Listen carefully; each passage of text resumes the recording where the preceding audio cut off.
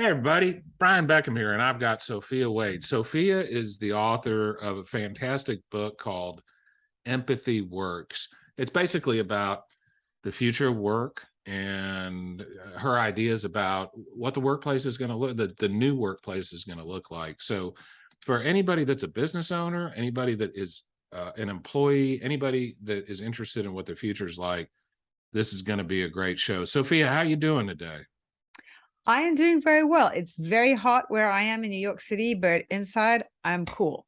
I don't want to hear a word about the heat because I live in Houston, Oh, Texas. fair enough. Fair enough. Sorry. Yes. Yeah. Yes. No, we can barely go outside right now. But I'll tell you, Oh, we're used to this all summer long. I know you guys in New York probably aren't quite as used to it. But other than the heat, how are you doing?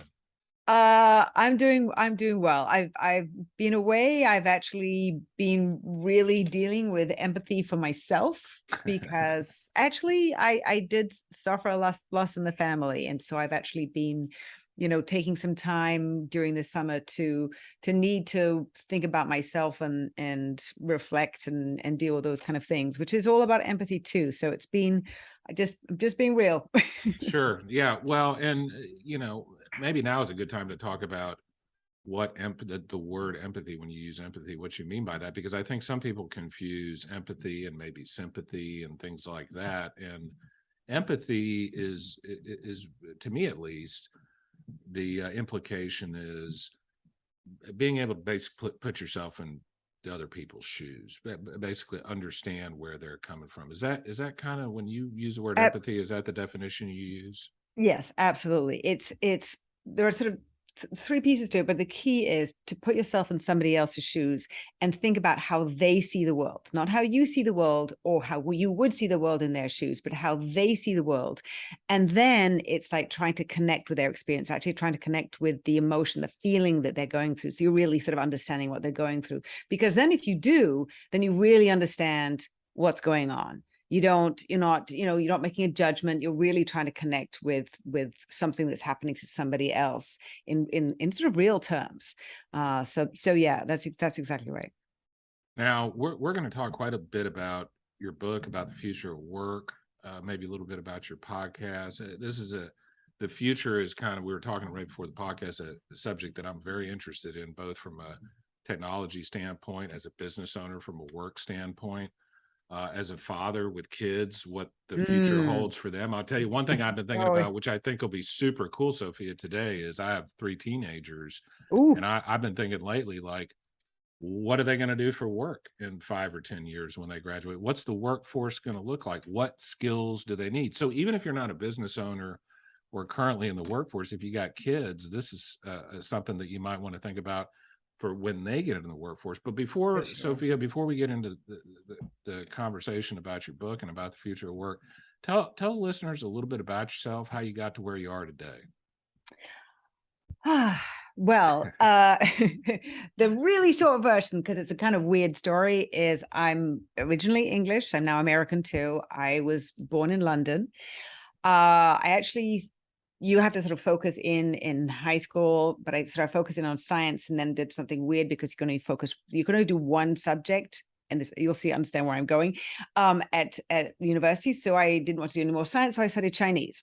So then I Interesting. went and I lived in Hong Kong, and that started a series of living in lots of different countries. And that really was a huge learning experience for me. And that really changed everything because I had to empathize. I had to try and understand these incredibly, particularly, Hong Kong, a Chinese culture, very, very, very different place. And part of my course actually said I lived in Taiwan for a bit. So really trying to understand another culture which is so different from my own. I travel quite a lot in Europe, which is sort of similar but different, but this was just very, very different. And so that really started me on a different journey. And also living and working in 5 different countries, I actually had to, I realized for a start that there is no one way of working, and there are very, very different attitudes to work. I lived in Germany for 2 years. People do not work at the weekends, like zero. Period. Yeah. No, apart from, sorry, and apart from technologists. So when I happened to be working for a sort of an early internet firm when I was living in Germany. So, you know, you really, so coming to the States, I never had this sort of like, well, work is this way. And this is, so it's that has been those two pieces of my puzzle really coming to this point are really important in terms of why I'm doing what I'm doing and how I can look at work in a very sort of broad way, because, you know, like I can take pieces from here and there. And also I spent so much time trying to understand other people in order to sort of survive and thrive in different countries. You know, one of the things that I used to, when I was a young kid, my dad was in the military. My dad was a United States Air Force officer. And so I moved Oh, around. neat. Yeah, I moved around 5 or 6 times. My dad was the same situation. My grandfather was also a United States military officer. And so I lived in New York. I lived in Kansas. I lived in Louisiana. I lived in the Pacific Islands for a little bit. My father lived in Ankara, Turkey, and Berlin Oh, wow. during the Cold War, a lot of different places. But when I was growing up, it kind of stunk because I had to change Yeah. schools, you know, every couple of years. But now that I look back on it and reflect on it, I'm like, that is probably one of the best things that ever happened to me, simply for the one reason. And that's that I got to empathize or got to meet a lot of different people from a lot of different places. So unlike my wife, for instance, who we live 2 blocks away from where she was born and where she went to high school, I've had a much broader experience. And so do you think that maybe, you know, you're talking about working in different countries and different cultures and things like that. Do you think you need to have that kind of experience in order to develop the empathy that you're talking about? Or is that something that can be taught, Sophia?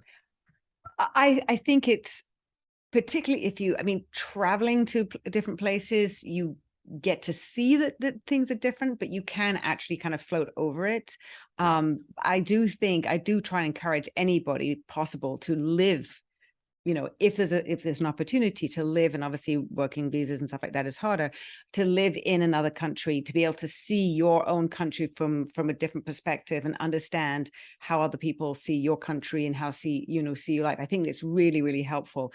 I don't think it's necessary in order to be able to empathize, because, you know, empathy is seen as being something which is innate to human beings. It is second nature and part of how we learn reciprocity and collaboration and you know, just from a very, very basic nature in order to survive from way back when we were living in caves type thing. But I do think those kind of experiences help. So people who have also changed state and live in a different state, you know, from Texas to New York, these are very, very different places. And just that kind of understanding, because, you know, the states in the US are as big as countries, you know, across Europe and around the world. So seeing that different perspective and sort of the different way things are set up and how people organize their municipalities, all those types of experiences, I think, are very helpful for understanding other people, you know, more easily, really. Beautiful, beautiful. And you know, the ability to empathize with people. So my day job is a trial lawyer. So I talk to juries. I have cases all over the country. And so if I have a case, for instance, in New York, coming from Houston, I got to figure out what people from New York are culturally different in many respects. And Sure. so I got to figure out what is it that drives their decisions, what is important to people from different cultures. Yep. So the point is, it's a skill, no matter who you are, that very valuable. The skill I'm talking about is empathy. So Sophia, let's lay the groundwork. I think this is a perfect time to do that. Your book is about empathy. It's called Empathy Works. It's about the future of work. What are you contrasting it with, as opposed to like what work has been like up until this point? Like why, you know, some people might say, well, it seems rather straightforward that empathizing with your employees is a good idea, yeah, right? But that's not the way, at least in America, that we've typically run our businesses. That's not the way it works. So when you say empathy works, what are you contrasting that with? Sure. That's you know, a very interesting way to put it. So yes, I think, look, I don't try and look backwards apart from just explaining where we are and kind of why we are here. And then I look forwards. I think it's most productive, really, rather than the coulda, woulda, shoulda. We coulda, woulda, shoulda, but had been working with more empathy in the past. Because originally it started off with, we had pretty raw, tough working environments, working 6 days a week, 18 hours a day, whatever it was. And then the 40-hour work week came relatively late on. And in the meantime, we'd had this, I pay you and you will work. I mean, that was sort of seen generally as the equation. And now with lots of research, we've understood that that actually isn't enough. People will show up, but showing up and actually really engaging in their work are two different things.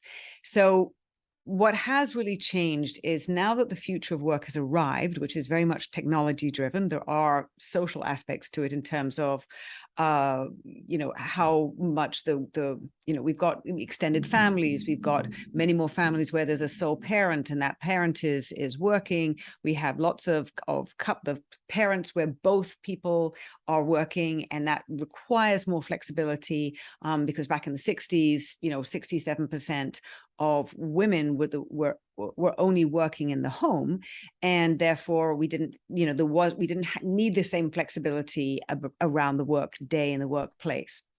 So now a lot of things have changed, and very importantly, because of technology, we don't have things which are, as work isn't as sort of linear and straightforward, and project out. You can't project out 10 years, and it's not static. You can't really, there's much less that you can do on your own without lots of input, certainly along the way, in lots of project work, lots of teamwork, which didn't used to be a thing.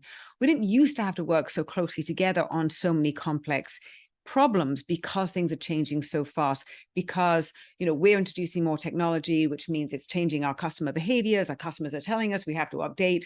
Think about how many new features have sort of entered into our Zoom world without oh, look, Zoom does this now.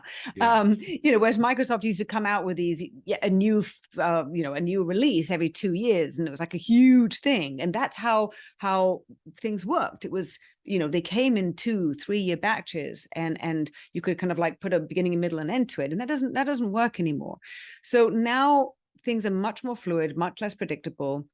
Because when we introduce more technology in our company, then the next door company, they may do the same thing, which then changes customer behavior. So because we're working like that, we're having to work in very, very different ways. So now with these new ways of working, which weren't there before, they have been increasing prior to the pandemic, because this has been coming for several years now. We're now having to work together in a very different way and having to collaborate much more closely. And we're not used to that. And we're not used to having to really lean in and kind of go, okay, so, well, how are we going to talk about this? Because if you come from a deeply sort of technology background, and I'm much more from sales or marketing, I don't use the same jargon. I don't think in the same way that you do. So being able to read what you're going through, what you're really trying to say, trying to draw you out, using open, empathetic listening to try and understand what you're really saying, is the only way really we're going to be able to move forward in a productive way. So a lot has changed, and that means we need to really understand each other much more than we ever did. Although we could have done it earlier. Yeah, and one of the big things that I've noticed, especially after quarantine, is, at least in my business and a lot of businesses where they're information based, or they're as opposed to physical products and things like that, is that it used to be that if I wanted to hire somebody, they had to be within driving distance of my office in downtown Houston. Now, the awesome thing is I can basically hire anybody anywhere in the entire world, as long as they have the skills. But that's really neat, because for employers like me, it opens up the floodgates in terms of getting the best people. But I'll tell you, the flip side of that, Sophia, is the people that are applying for the jobs, they have a lot more options too. So as an employer, I recognize the fact that while I have a bigger pool of employees, my employees have a bigger pool of jobs as well. So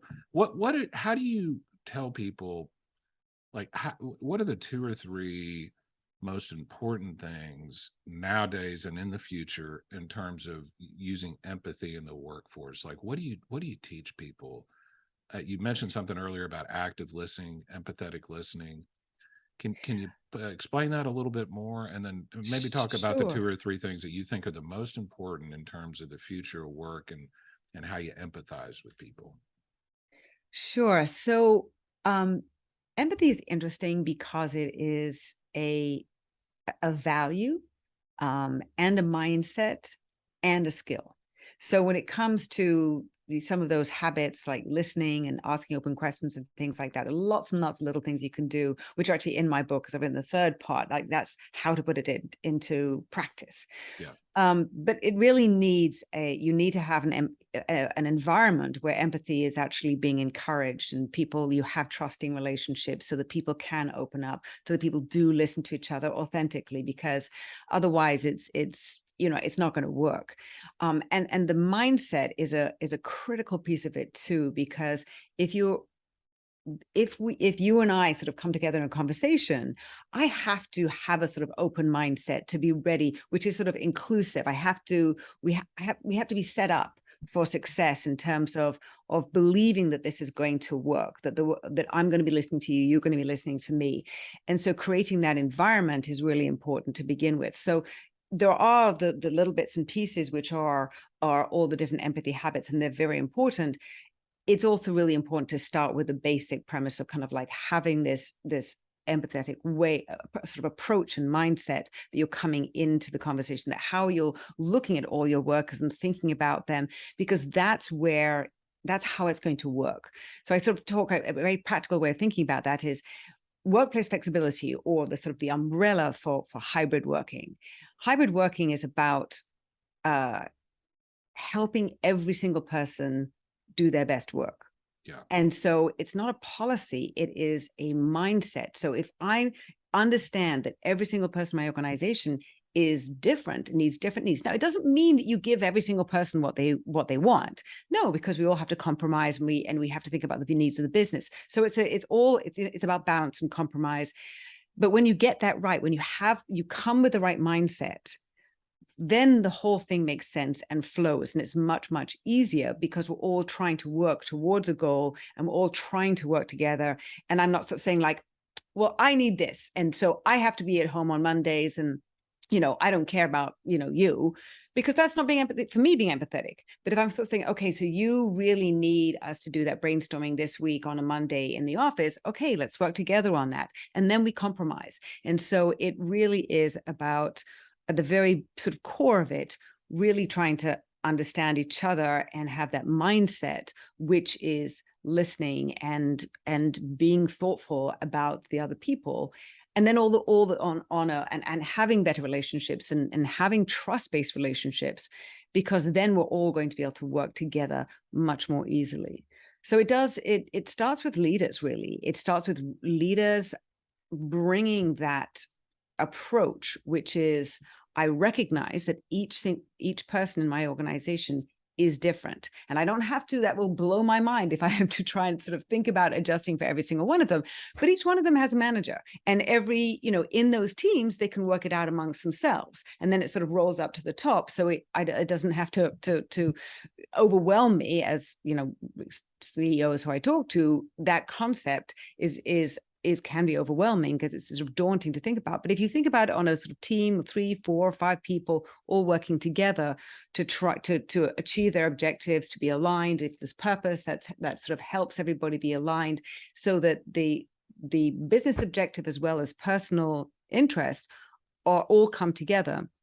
And that's what really is going to allow people to engage, because if I feel that the business is trying to help me do my best work and allow me to have some, a better lifestyle, or I can live in a tier 3 city, but still work for my company in New York City, but not have to live in a tiny apartment there, that's going to really make me feel good. And that we're all in this together.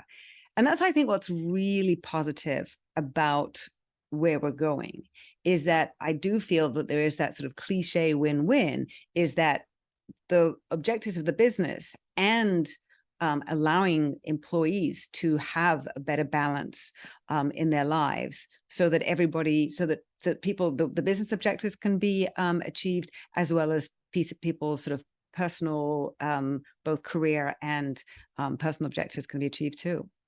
I love Sophia. That was an awesome answer. And one of the things you mentioned at the very beginning of the answer, which I really, really like a lot, is this idea of starting with mindset. So there's a lot of different ways you can, like, techniques and different tricks, and I don't mean that in a negative way, but different ways you can show empathy, different things you can do, different exercises and team building things you can go through. But the point is, none of that really matters unless unless you have the right mindset. So, for instance, I have a mentor, a guy in Virginia named Ben Glass, who was kind of my professional mentor.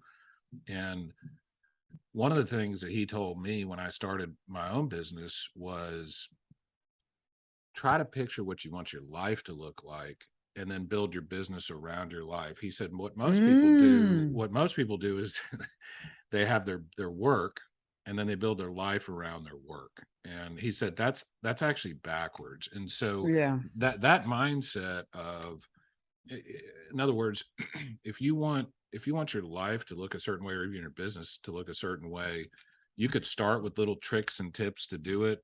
But if you don't have the right mindset, underlying all that stuff, at some point it's not going to work out. And so I love the idea of focusing on the mindset first. And, one of the things that I've noticed, this is a leadership podcast. I've done almost 60 of these shows now, and I keep hearing people say again and again, and I'm talking about military officers, sports stars, authors, you name it, across the board. They talk about servant-based leadership. Like, real good leaders basically are servants, and they serve their people. And so to me, that sounds very similar Oh yeah. to being empathetic to people. Like my job, I used to look at my job as a lawyer to serve my clients, and that's certainly part of my job. But the most important part of my business is serving my employees, making sure that the employees that work for me have a good balance of work and life, that they enjoy what they do, that it's meaningful to them. And there are a lot of people that might be going, well, this is all nice and hunky-dory, and we can sit around campfires and sing songs and do all that stuff, but when it gets down to it, I'm the boss, and I'm going to tell people what to do, and if they don't do it, then they can go somewhere else. Like, what do you tell people with that kind of hard-headed they business will. idea? Yeah, they will. You're right. That's exactly what I mean. So that's exactly what happens. They will go somewhere else. Yeah. And I think that command and control type of leadership, which we have been used to, it worked in previous environment. It wasn't necessarily the best way to do it, but that's a matter of opinion. But it did work. Now that we're in this different, much more unpredictable way of working. In fact, to use a military example, actually, I was speaking about empathy in leadership to a whole bunch of investors, in fact. And at the end, a guy comes up to me and he says, oh, I completely agree. Empathy in leadership. I was a Marine for 6 years. And if my squadron leader hadn't been empathetic, he would not have understood what we could handle under stress, and what, how we were thinking and what we were going through. And it gave me goosebumps, because I had never thought about it like that. I never thought about, empathy in the Marines, but that really, and I also, have used that in presentations and in speeches. And I sort of said, oh, these extreme conditions. And then, of course, the pandemic comes along. We actually really understood a lot more of those quite extreme conditions. Yeah. But it really is in different environments where it isn't as predictable, and we have to be, on our toes, not all the time, but when we're trying to understand what's going on, we need to, it's much easier for us to relate to each other and to sort of be asking more open questions and helping each other. And the way that we're going to do that effectively is by working together. And leaders cannot have all the answers now. It's just too hard. It's way too hard. It's way too hard. And Yeah, it's so cool that you brought up the military example, because when I said, I keep hearing this again, and I've had a ton of military officers on my show. I'm talking about Army generals, Marine Corps, I'm talking about jet pilots, and all of them. You would think that the military would be kind of the standard organization, top down. I give orders and you take them and I salute and that's it. And it's not like that in the military. And the military is frankly a great leadership laboratory. They're usually on the cutting edge of leadership techniques. But I hear from hardcore combat Marines and Army generals that my job is to serve the people that I follow. So when you hear it coming from military people like that, it really makes an impact, doesn't it? Yeah, for sure. And it's, I mean, when we can understand each other and understand what each person is capable of. I mean, if you're leading a team of people going into a very tough situation, you need to understand what they're going through and what stresses and what they're capable of. And that means you're going to be, your job is to help them, achieve the objective.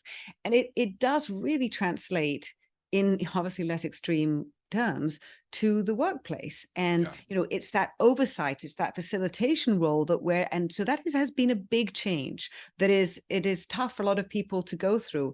And there's a very strong leader that I know who it's interesting that he says a leader's job at the end of the day is to get people to do what they don't want to do. Yeah. I actually disagree with that, because I think if a leader is really doing a good job, that the people will do those things that they wouldn't otherwise want to do because they've been sort of persuaded and engaged, and they understand that, with getting to that goal, achieving the objective requires all kinds of things, stuff that they really enjoy doing, stuff that they don't enjoy doing, but it's all part of it. And so that is something I think that empathy really helps people understand, how to motivate, how to engage people, how to get people to do what they want to without a stick. Yeah, exactly. And so I actually gave a speech to a bunch of Air Force officers last year on leadership. And I used, my speech was basically clips from different people on my podcast talking about different leadership principles. And, this notion of, so I basically said, what is leadership? And there's good leadership and there's bad leadership. We know tons of bad leaders throughout history that were able to get people to do things that were horrible, like horrible things.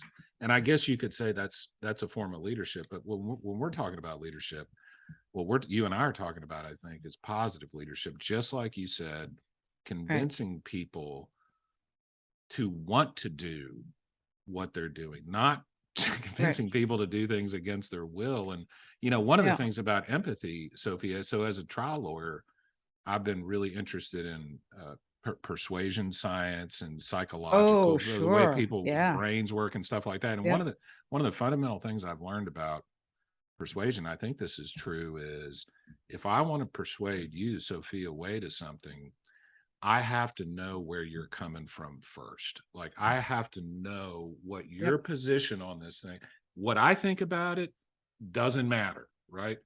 What's important about persuading people is knowing what they think about it and figuring out a way to tell a story that fits in with the narrative that you've already got in your head. And in order to do something like that, I have to empathize with you, don't I? Absolutely. Otherwise, you don't have a hope, because it's understanding and what the triggers are. What are going to be the inflection points that you can tell me that are going to persuade me?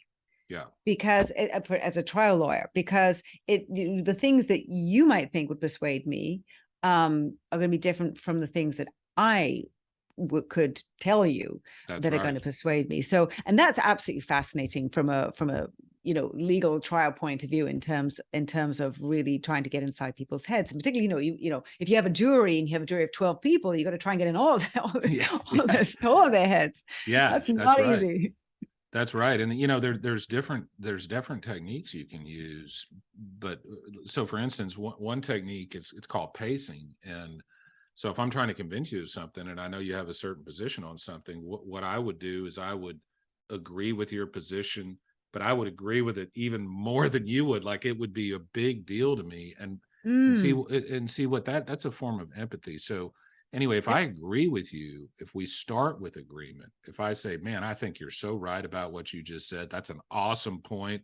I love the way you're thinking about this. Have you thought about this as well? That's a much more effective way of trying to persuade somebody than saying, that idea you had, I think you should think about it completely differently. Like you know what I mean? So because then I'm completely defensive. you're Like, already what? on the defensive. Yeah. Yep. And so like the best trial lawyers that I know, or persuaders I know, they don't go in there and say, you have to believe what I want you to believe. Here's all the 10 reasons that you'd be stupid not to believe what I'm about to tell you. That doesn't work at all. The best people, what they do is it's much more subtle than that. It's like, have you thought about it this way? Maybe we might want to consider this or this, Exactly. and let people reach the conclusions on And their own. this helps in meetings too. Yeah. So if you think about, let's say you and I have, I know it's going to be a difficult discussion. There's something that I know that you and I don't agree on, right? But we come into the meeting room, and first of all, I'm kind of like, oh my goodness, did you see that latest episode of some TV show that we both have binge watched and blah, blah, blah. So I'm connecting with you, maybe I talk about your dog. I've got a dog, blah, blah, blah. So we're in a good mood. We're sitting on the same side of the table. And then I can talk about the topic and remind you of the places that we do agree. So again, we're still on the same side of the table. So it gets sort of smaller and smaller where we don't agree. And we're both in the same mindset. We're both trying to get to the same place because we know that we're friends, we're connected.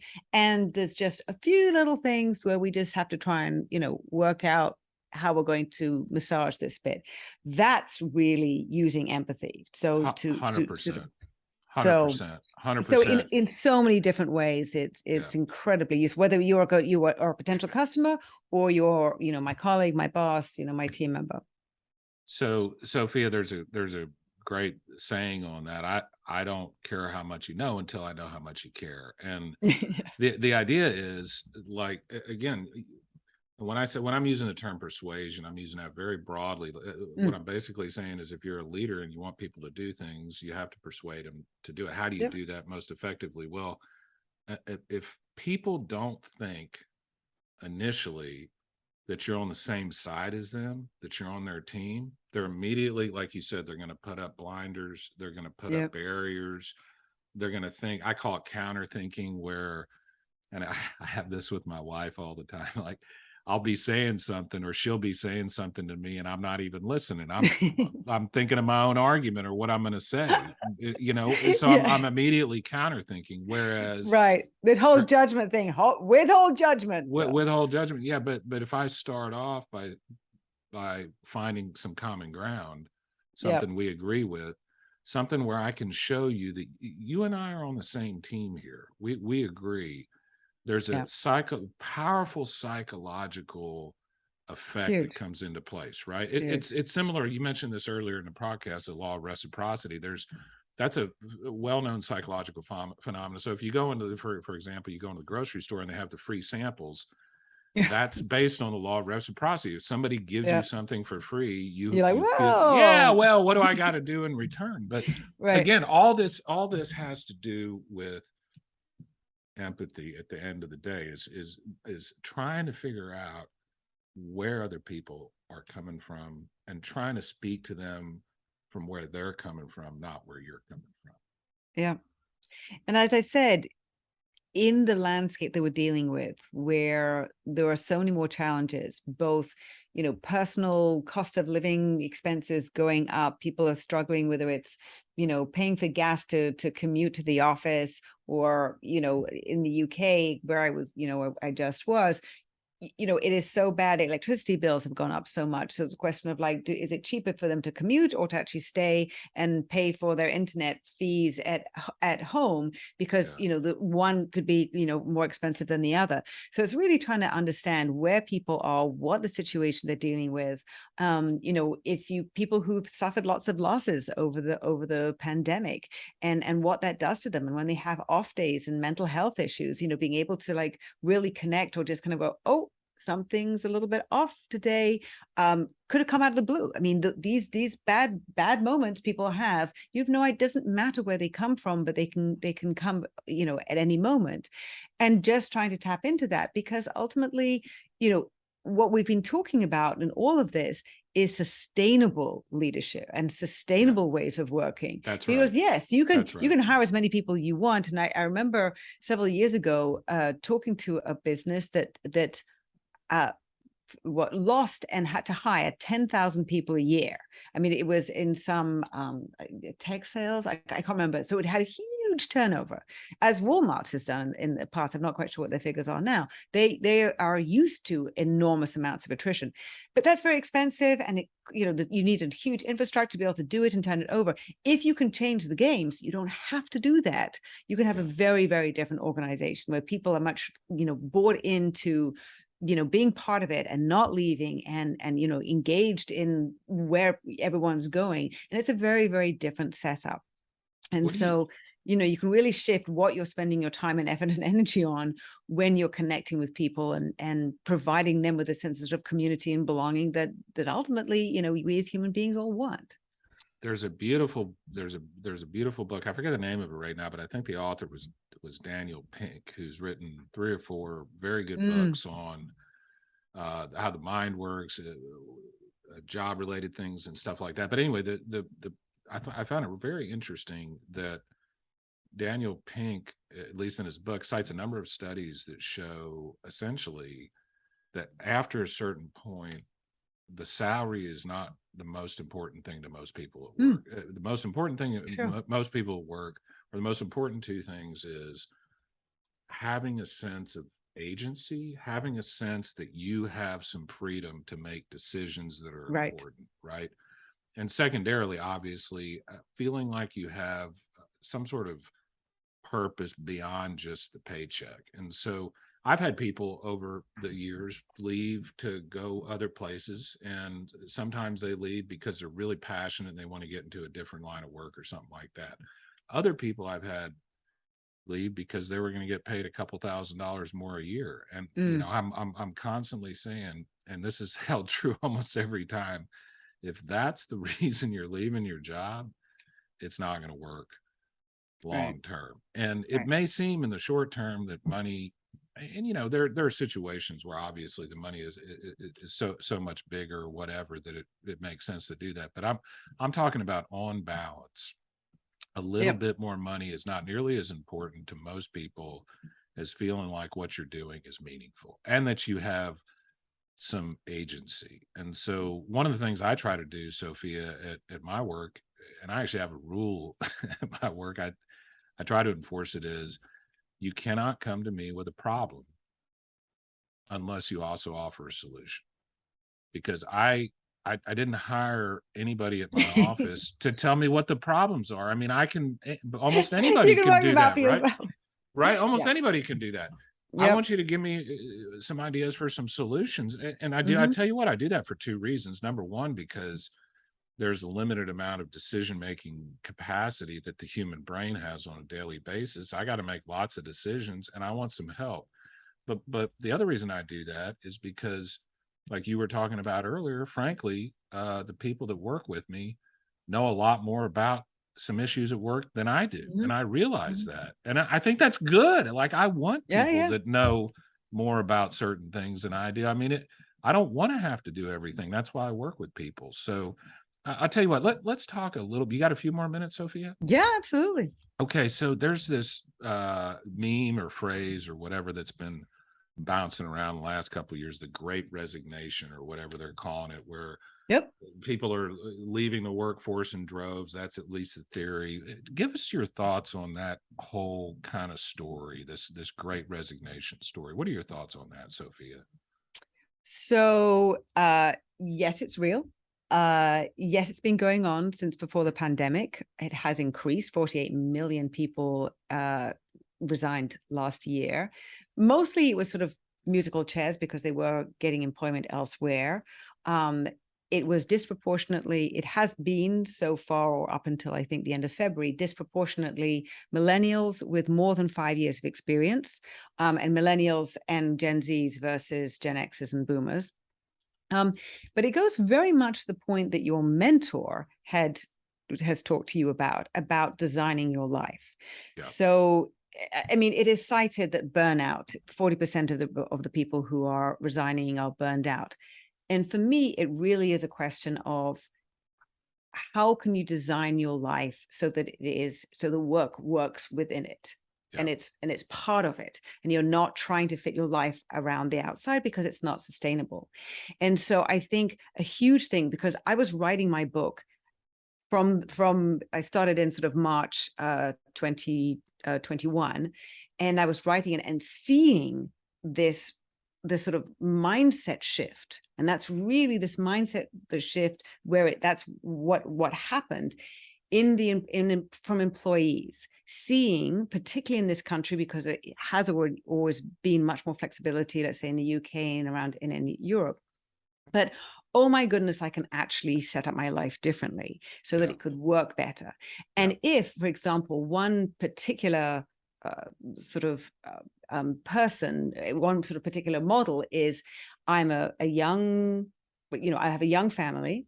I'm living in a tiny apartment in, let's say, New York or, some big city, and with my wife and kid, or my husband and kid.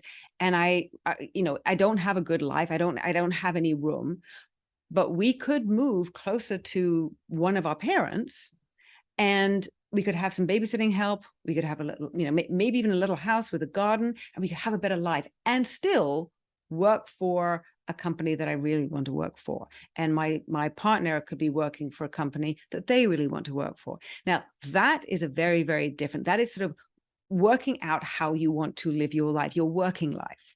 Work is a huge portion of life. So that's one big reason why this is happening. So people, and not everybody is obviously thinking about it in as purposeful a way as that, but a huge portion of people are, because they don't want to keep working for a company that isn't going to be, helping them, giving them flexibility. Flexibility continues to be a reason that people either are refusing to go back to the office. They're telling people, they're being told to go back to the office. They're kind of like, no, I don't think so. And, I think number one country where people aren't going back to the office is the UK, and then it's the US, and then it's sort of stepped down from there. Yeah. But, the US has had much less flexibility than many other countries. And so, but they're all sort of like, what are the other elements of my work and my life that I would like to do differently? That I would like to have a boss. I would like to be, have a community which is meaningful to me. I might want to have more purpose. I really love marathon running or hiking, or, I don't know what it might be. And what are those pieces? It has opened up people's, and we had time to sort of sit back and think, like, what is meaningful to my life? That was what the pandemic did, because all of this was happening before March 2020, but now people actually had much more time, and in confinement, or under severe pressure on the front line, to be thinking, like, this doesn't work for me. What would work better for me and my friends, my community, my family? So that's at the core of the Great Resignation. And burnout is has many different aspects of, effectively, this doesn't work. Yeah. The way that I'm working now is not sustainable. And now I actually know that I could do it differently. So for employers, there's lots of stuff that they can do to have conversations of somebody that they think might be thinking about leaving, because ultimately somebody would rather not leave if they don't have to. You'd rather try and make it work, because change is not something that human beings actually really enjoy. We're having to deal with a lot of it. Yeah. But if you're my boss, and I sort of, or rather I'm your boss, I can sort of say, hey, look, what what can we do? What are you interested in? What are the key things that are really important to you that maybe that we can work on? I can't deliver everything, right away or even ever necessarily, but what are the key things that will make this job, more meaningful, work better into how you want to set your life up? There's a lot that can be done to make that conversation work before it's too late. I hear people, especially older boss type people, talk a lot about, oh man, we gave these benefits to people during quarantine and now nobody wants to go back to work and blah, people need to go back. And I sit here and I think, look, you dumb shit. If you're paying somebody $2.50 an hour to work 10 hours a day, bussing tables plus tips, and they have a better option, they would be so stupid to do that, right? It's a rational decision. And I think what quarantine did and the pandemic did is, like you were saying, that the trends were already there, but it just stripped everything bare. And so like this idea, and I relate it to the law business a little bit. It used to be when I started out 25 years ago, that you would wake up and put on a 3-piece suit every morning. You would go to the office 6 days a week. You would basically compete to see who could stay there the longest. Half of the lawyers that I worked with got fat and out of shape within a year. And at the end of that, you get a gold watch and a retirement party. Exactly. I mean, what the hell are we doing here, right? Yeah. And, now I'm seeing a lot of people. I have an employee who lives an hour away from my office. She's never coming back to the office again because she doesn't need to. But I know a lot of business owners, law firms and other types of business owners that are saying you need to come back to the office. And I'm sitting there going, why? Like, what is the point of this? Like, are you just doing this because this is the way you used to do it? Let's be empathetic. Yeah. And let's recognize that if you've been doing something, the same way for 30 years, it's hard to change. Very well. Thank you for reminding me to be empathetic. I gotta be, right? Yeah, no, but you are right. You are right. And I appreciate you saying that. I need to be a little more empathetic to people that because like you said, it's hard to change. For me, it's a little easier, but for some people it's very hard to change. And I think also, particularly in law, is very hard because the business model, when you're being paid on 6-minute increments, the business model doesn't facilitate changing to working less. So in terms of where, that's one thing, but in terms of working less and not working weekends and all God's hours. So, that is a challenge definitely for the legal until there's a sort of move to project pricing, which I know, some companies do, a few companies. Yeah, I do that 100% of the time. I mean, you do? I don't get paid. I don't pay I don't charge by the hour. The only way I ever get paid is if I win my case. And, it's similar to like stockbrokers. It used to be. But it makes a huge difference. Yeah, you'd get paid every time you made a trade, which is completely ridiculous because it just encourages you to trade more. Yes. Now, most stockbrokers get paid based on how good the performance is, which is what it should be. And so, but it's a good point because sometimes the most important thing, and it's almost invisible at times, is the underlying incentives that we kind of take for granted sometimes, right? And so some of these incentives, which do need to change to encourage people to cooperate more, and in sales teams. I have a course on LinkedIn called Empathy for Sales Professionals, which over 400,000 people have taken. Nice. And it really is about trying to make sure that there are the incentive. Well, part of it is to encourage collaborative behavior and to be, giving rewards for what the team achieves and not having that lone wolf, because that lone wolf who can do really, really well actually destroys the cohesion of the team and the overall team performance. And it's ultimately, if you go to Adam Grant's book, Givers and Takers, that person is actually very destructive.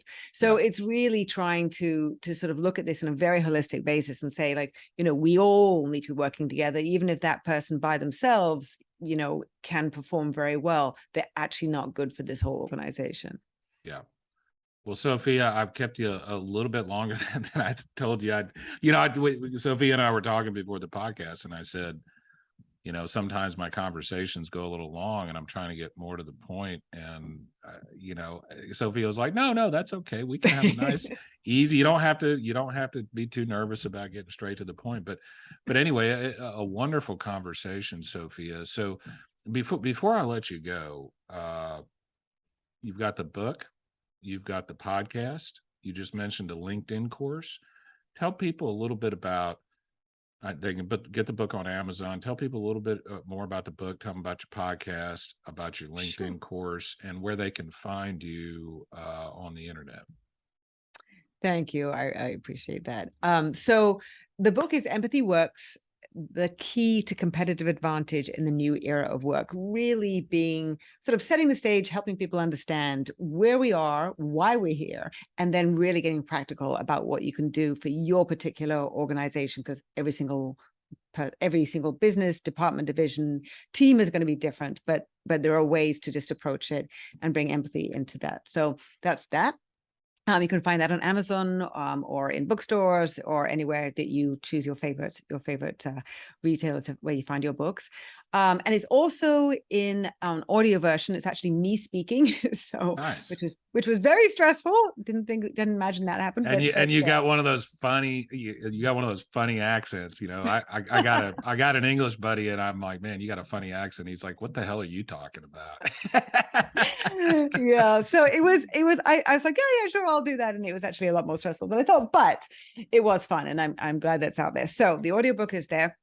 My podcast is called Transforming Work with Sophie Wade. It's available on all typical podcast platforms, and it really is trying to help people. I've just talked to some really interesting people who have perspectives about how leadership is changing, how we need to focus on skills. What was I talking about recently? Oh, a great guy from Atlassian who deals with all kinds of work futurists as well, and talking about how we deal with hybrid working, how we think about all those type of things. So it's really trying to help people understand from operators, from people in the field who are working in the new environment and trying to adapt, and sort of found one particular thing that they're, or more than one, where they're really adapting in an effective way. So just sort of sharing those stories.